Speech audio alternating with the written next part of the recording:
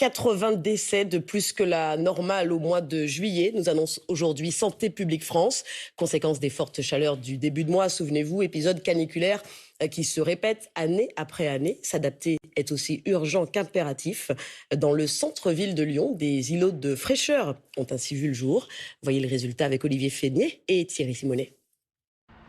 C'est une ville de béton et de bitume qui cherche un nouveau souffle.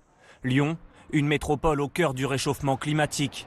Alors autour de la tour Crayon de la Part-Dieu, tout un quartier se redessine, s'éclaircit au sol pour moins stocker la chaleur et se colore de vert pour le plus grand plaisir des riverains.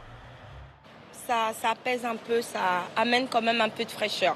Et moi j'apprécie qu'ils essayent de faire des choses pour que ça ait l'air plus respirable ou que ça le soit plus, mais c'est dur de quantifier parce que c'est des toutes petites choses alors que c'est une globalité qu'il faudrait changer, quoi. Changer l'urbanisme, végétaliser en transformant par exemple cet ancien carrefour routier. Ici, on était vraiment sûr de l'enrobé, on avait un rond-point et les voitures croisées. Cette place Danton est un des îlots de fraîcheur aménagés par la métropole de Lyon, permettant selon elle une baisse de température jusqu'à 4 degrés et jusqu'à 7 degrés en période de canicule. On ne peut plus se contenter du pansement sur les îlots de chaleur. Il faut vraiment qu'on crée maintenant des îlots de fraîcheur, végétation beaucoup plus abondante, on plante les arbres de façon plus dense. L'hiver dernier, près de 25 000 arbres et arbustes ont été plantés dans le Grand Lyon, 12 fois plus que les années précédentes. Peut-être qu'on arrivera à planter plus encore après. On a pour l'instant des soucis d'approvisionnement d'arbres parce qu'on a tellement planté qu'on a vraiment asséché les stocks chez les pépiniéristes. C'est le défi du siècle là pour Lyon. Ah mais c'est le défi du siècle pour l'humanité, oui bien évidemment. À la Part-Dieu, la lutte contre la terre qui se réchauffe se joue aussi à 13 mètres de profondeur, avec une centrale de refroidissement au fonctionnement unique en France. Dans ces tuyaux, vous avez à peu près 1000 mètres cubes d'eau par heure qui arrivent des parkings de la Part-Dieu. Car les parkings souterrains, pour éviter toute inondation, pompent en continu de l'eau à 12 degrés depuis la nappe phréatique profonde.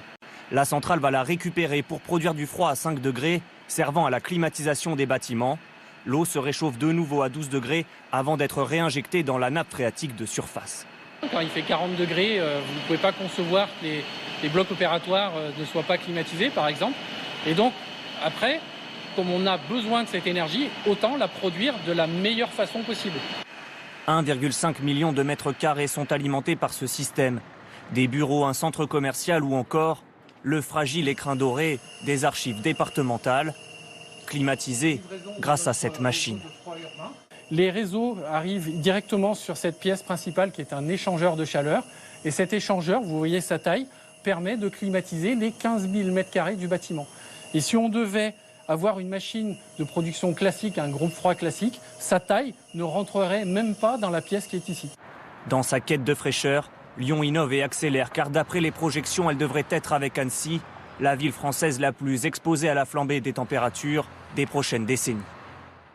Et je vous rappelle que si vous avez des questions sur le climat, sur notre environnement, vous pouvez les poser en scannant le QR code qui s'affiche.